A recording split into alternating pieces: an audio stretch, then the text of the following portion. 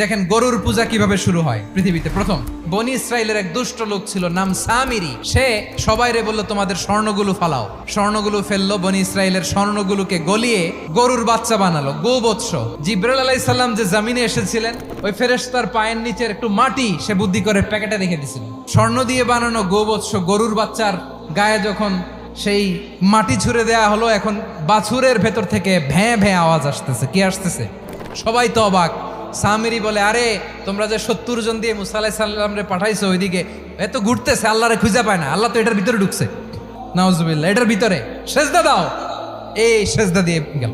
হারুন আলাইহিস সালাম তাদেরকে বুঝালেন, শিরক করো না, আল্লাহরে ভয় করো।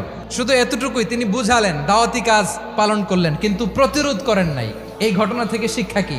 শিক্ষা হচ্ছে, আপনি শিরকের আড্ডাখানা দেখলেও বৃহৎ স্বার্থে তাওহীদের দাওয়াত দিবেন, প্রয়োজনে আপনি ঐক্য নষ্ট করবেন না। সুবহানাল্লাহ পড়বেন না?